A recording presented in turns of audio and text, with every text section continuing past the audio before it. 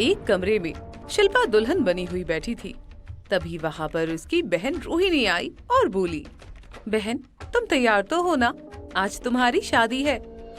हाँ हाँ मैं तैयार हूँ। वैसे माँ कहाँ है? माँ काम में लगी है, उन्होंने कहा कि मैं तुम्हें नीचे ले आऊँ। वैसे तुम्हें पता है तुम्हारे ससुराल में कोई औरत नहीं है। ये तुम क्या कह रही हो रोहिणी? मुझे तो ऐसा पहले कुछ भी नहीं बताया गया था। हाँ हाँ मुझे भी पहले नहीं पता था, अभी मैंने जब नीचे सुना तब पता चला। तो क्या हो गया, आपको तो वैसे भी आराम है, घर में कोई औरत नहीं है तो आपके ऊपर कोई हुक्म भी नहीं चलाएगा। हाँ हाँ ये तो तुमने बिल्कुल ठीक कहा। इसके बाद शिल्पा रोहिणी के साथ नीचे आ गई और फिर विक्रम के साथ उसकी शादी हो गई। शादी के बाद शिल्पा अपने ससुराल आई तो शिल्पा के स्वागत में उसके ससुर देवर खड़े हुए। तभी ससुर धर्मेंद्र ने अपने नौकर रामू को आवाज मारते हुए कहा, अरे रामू जल्दी से आरती की थाली लाओ, बहू आ गई है। हाँ हाँ मालिक, अभी थाली लाता हूँ। ये कहकर रामू आरती की थाली लाता है और फिर धर्मेंद्र उसकी आरती उतार कर उसे घर के अंदर ले आता है।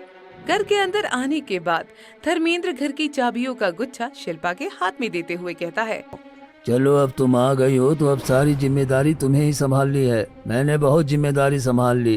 पर पिताजी इतनी जल्दी मैं जिम्मेदारी कैसे संभालूंगी? अरे क्या हो गया, धीरे धीरे आदत हो जाएगी, क्योंकि तुम इस घर की बड़ी बहू हो। हमारे घर में अभी कोई औरत नहीं थी, तुम पहली औरत हो। ये सुनकर शिल्पा थोड़ी परेशान हुई, जिस पर उसके छोटे देवर राकेश ने कहा, हाँ हाँ भाभी, आपको अजीब तो नहीं लग रहा है ना हम लोगों के बीच में? नहीं नहीं अजी क्यों लगेगा। चलो अच्छी बात है भैया, भाभी को कमरे में ले जाओ, वो थक गई होगी। हाँ हाँ चलो, मैं तुम्हें कमरे में लेकर चलता हूँ। इसके बाद विक्रम शिल्पा को कमरे में ले आया। अगली सुबह शिल्पा रसोई में आई, जहाँ पर रामू खाना बना रहा था। उसे खाना बनाता देख शिल्पा ने रामू से कहा, अरे आप क्यों खाना बना रहे हैं? आज तो मेरी रसोई की पहली रस्म है ना। अरे हाँ हाँ बहू रानी, मैं तो भूल ही गया था, हमारे घर पर कोई मालकिन नहीं है ना, इसी वजह से।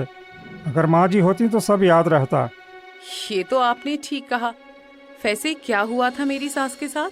वो एक बीमारी से चल बसी, इसके बाद इस घर में कोई भी औरत नहीं रही, सब कुछ मालिक ने ही संभाला है। ये सुनकर शिल्पा को थोड़ा दुख भी होता है और फिर वो रामू से कहती है, चलिए कोई बात नहीं, अब मैं आ गई हूँ तो मैं सब कुछ संभाल लूंगी। चलिए मैं खाना बनाती हूँ, तब तक आप दूसरा काम देख लीजिए। इसके बाद शिल्पा खाना बनाने में लग गई। कुछ देर बाद शिल्पा ने खाना बनाकर तैयार किया और डाइनिंग टेबल पर लगा दिया। जब धर्मेंद्र ने शिल्पा को काम करते देखा तो रामू से चिल्लाकर कहा, अरे ओ रामू, रामू, अरे कहाँ पर हो, जल्दी यहाँ पर आओ। धर्मेंद्र की आवाज सुनकर रामू वहाँ आया और बोला, क्या हुआ मालिक, आप चिल्ला क्यों रहे हैं? कल ही बहू की शादी होकर आई है और आज तुम इससे काम करवाने लगे, क्या तुम्हारे हाथ टूट गए हैं? नहीं नहीं मालिक, आप गलत समझ रहे हैं। हाँ हाँ पिताजी आप गलत समझ रहे हैं। आज मेरी रसोई की पहली रस्म थी तो इसलिए मैंने खाना बनाया। क्या पहली रसोई की रस्म? हाँ शादी के बाद लड़कियों की पहली रसोई की रस्म होती है ना, आपको पता नहीं है क्या? अरे नहीं नहीं बहू, मुझसे गलती हो गई, मुझे माफ कर देना, मुझे पता नहीं था। रामू तुम भी मुझे माफ करना, मैं तुम पर बेकार ही चिल्ला दिया।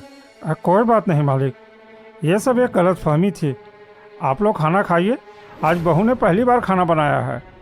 इसके बाद सभी लोग खाना खाने लगते हैं और शिल्पा की बहुत तारीफ करते हैं।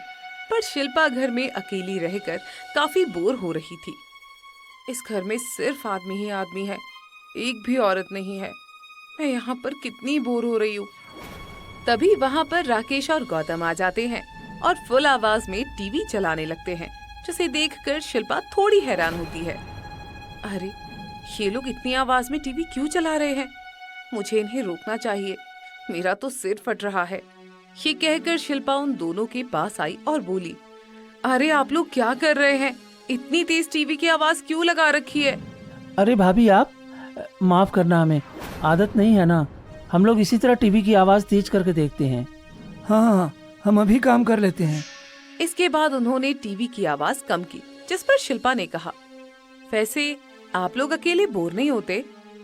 अरे नहीं नहीं, बोर कैसा होना, हम लोग आपस में मिलकर मौज मस्ती करते रहते हैं। पर हाँ, आपको देखकर लग रहा है कि आप जरूर बोर हो रही हैं। हाँ हाँ, सही कह रहे हो, क्योंकि यहाँ मैं अकेली हूँ इसलिए। आप चिंता क्यों कर रही हैं? आप अपनी बहन को बुला लीजिए ना।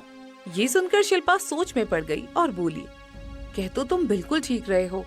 ठीक है, मैं इस बारे में तुम्हारे भैया से बात करूंगी। ये कहकर शिल्पा अपने कमरे में आ गई। तभी वहाँ पर उसका पति विक्रम आया और बोला, क्या हुआ, तुम थोड़ी परेशान लग रही हो? अजी अब मैं आपको क्या बताऊं, मैंने सोचा था शादी के बाद मेरी सास नंद जेठानियाँ होंगी, पर यहाँ तो मैं अकेली हूँ। तो तुम्हें क्या पता नहीं था कि हमारे घर पर औरतें नहीं हैं? नहीं नहीं, मुझे क्या पता था, मुझे तो शादी वाले दिन ही पता लगा। चलो कोई बात नहीं, धीरे धीरे तुम्हें इसकी आदत हो जाएगी। हाँ हाँ, कह तो आप बिल्कुल ठीक रहे हैं, पर मेरा मन नहीं लग रहा। तो क्या मैं अपनी बहन रोहिणी को बुला लूं? हाँ हाँ, क्यों नहीं, अगर तुम बुलाना चाहती हो तो बुला लो, मुझे कोई दिक्कत नहीं है। इस तरह तुम्हारा समय भी कट जाएगा। ये सुनकर शिल्पा काफी खुश हो जाती है और फिर वो रोहिणी को अपने घर पर बुला लेती है। रोहिणी जब शिल्पा के घर आती है तो काफी खुश होती है और कहती है, अरे वाह दीदी, आपका घर तो बहुत बड़ा है। हाँ हाँ, घर बड़ा है, इसलिए तो मुझे बुरा लगता है। अरे बुरा क्यों लगता है, हर लड़की का सपना होता है इतने बड़े घर में आना। हाँ सही कहा, पर घर में कोई होना भी तो चाहिए ना। अब क्या मैं अकेले दीवारों से बात करूं, इसलिए तो तुझे बुला लिया। अब तू मेरे साथ ही रहना। हाँ हाँ हाँ, क्यों नहीं, मुझे कोई दिक्कत नहीं है। इसके बाद रोहिणी अपनी बहन शिल्पा के साथ रहने लगी। धीरे धीरे समय के साथ शिल्पा का देवर गौतम रोहिणी को पसंद करने लगता है। और एक दिन जब शिल्पा अपने कमरे में बैठी हुई होती है, तभी वहाँ पर गौतम आता है और दरवाजा खटखटाते हुए बोलता है, भाभी, मैं अंदर आ सकता हूँ क्या? अरे हाँ हाँ, क्यों नहीं, आइए देवर जी, क्या हुआ? मुझे आपसे कुछ जरूरी बात करनी है भाभी। हाँ हाँ, बताओ ना क्या बात है, अपनी भाभी से क्यों शर्माना?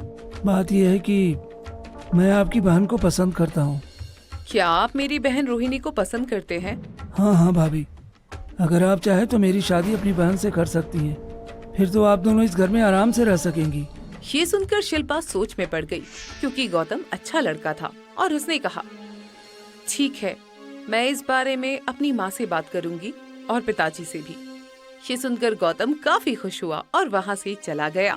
जिस पर शिल्पा ने कहा, मेरा देवर कह तो बिल्कुल ठीक रहा था, अगर हम लोग एक ही घर में हो जाएंगे तो क्या बुराई, कम से कम मेरा समय तब भी कट जाएगा। इसके बाद शिल्पा ने अपने घर वालों से बात करके गौतम और रोहिणी की शादी करवा दी और अब वो दोनों देवरानी जेठानी बन गई थीं। समय के साथ साथ सब सही चल रहा था, पर एक दिन अचानक से उनके घर पर टीना नाम की लड़की आई और शोर मचाने लगी। अरे बाहर निकलो, कहाँ पर हो? तुमने मुझे क्या समझ रखा है? जल्दी बाहर निकलो राकेश, मैं तुमसे आखिरी बार कह रही हूँ, बाहर निकलो। टीना की आवाज सुनकर राकेश बाहर आया और बोला, अरे क्या हो गया, कौन है, कौन शोर मचा रहा है?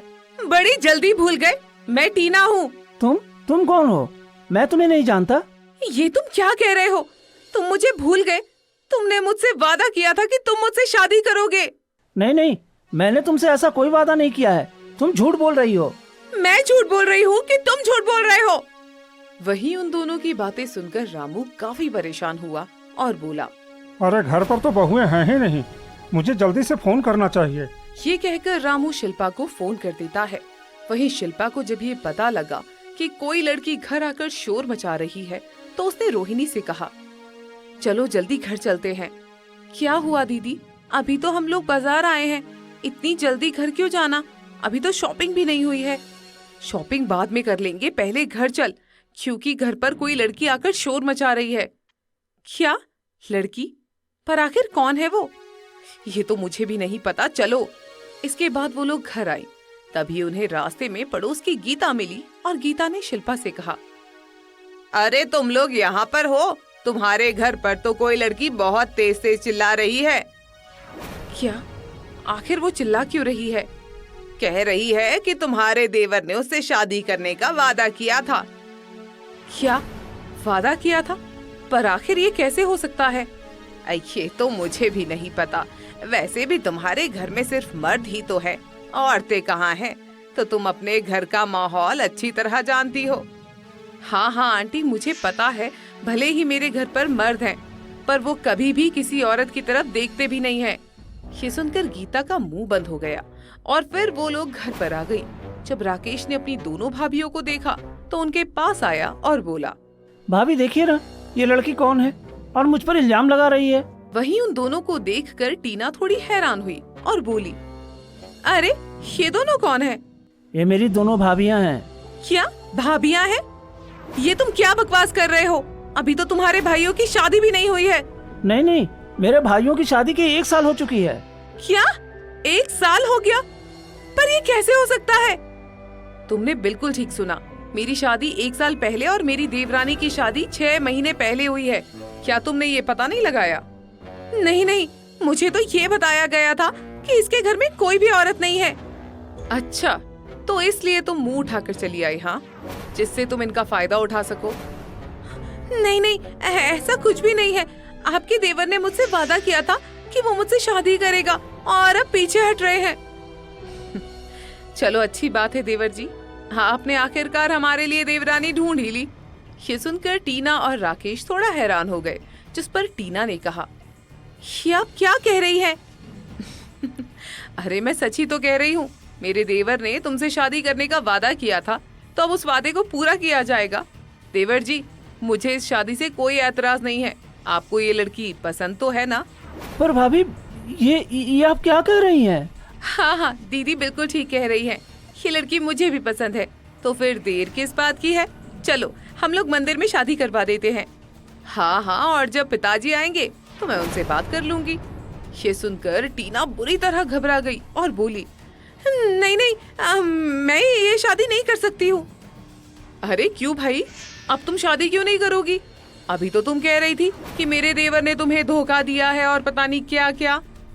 हाँ हाँ बताओ, तुम शादी क्यों नहीं करोगी? मेरी दीदी तुमसे कुछ पूछ रही है। मुझे माफ कर दीजिए, मुझसे बहुत बड़ी भूल हो गई है। मैं तो यहाँ पर बस पैसे लेने आई थी, सोचा यहाँ पर सिर्फ आदमी रहते हैं तो थोड़ा बेवकूफ बनाकर पैसे ले लूंगी। मुझे तुम पर पहले ही शक हो गया था, क्योंकि तुम जैसी लड़कियां बस लड़कों को लूटना जानती हैं। अब जाओ यहाँ से, वरना अगर मैंने पुलिस को बुला लिया ना तो तुम्हारे साथ इससे भी बुरा होगा। नहीं नहीं, हाँ पुलिस को मत बुलाइए, मैं यहाँ से जाती हूँ। ये कहकर टीना वहाँ से चली जाती है, जिस पर राकेश काफी खुश होता है और अपनी दोनों भाभियों से कहता है, आपका बहुत बहुत धन्यवाद भाभी। अगर आज आपने मेरी मदद नहीं की होती तो पता नहीं क्या होता। अरे धन्यवाद क्यों कर रहे हो, तुम मेरे देवर हो। हाँ हाँ दीदी बिल्कुल ठीक कह रही हैं।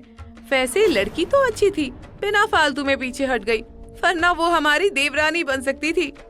भाभी आप भी ना मेरी टांग बिना फालतू में ही खींच रही हैं। ये सुनकर वो दोनों हंसने लगते हैं। तभी वहाँ पर विक्रम और गौतम आ जाते हैं। जब उन्हें इस बारे में पता लगता है तो वो थोड़े परेशान होते हैं और कहते हैं, राकेश तुम्हें सावधान रहना चाहिए, क्योंकि आजकल लड़कियां हम जैसे अमीर लड़कों को फंसाने में लगी रहती हैं। क्या आप जैसे? आप तो पहले से ही शादीशुदा हैं। हाँ हाँ दीदी ठीक कह रही है, आपको क्यों फंसाएंगी लड़कियाँ? अरे हमारे कहने का मतलब है राकेश जैसे। तभी वहाँ पर धर्मेंद्र आ गया। धर्मेंद्र किसी काम से बाहर गया हुआ था। जब उसने अपने सारे बच्चों को सही सलामत देखा तो काफी खुश हुआ। अरे तुम लोग इस तरह से बाहर क्यों खड़े हो, क्या हो गया है? धर्मेंद्र को देखकर वो सभी भी काफी खुश हुई, जिस पर शिल्पा ने मुस्कुराकर कहा, हम लोग आपका ही इंतजार कर रहे थे। श्याम ने हमें बताया आप आने वाले हैं, तो इसलिए बाहर आकर खड़े हो गए। अरे वाह, ये तो बहुत अच्छी बात है।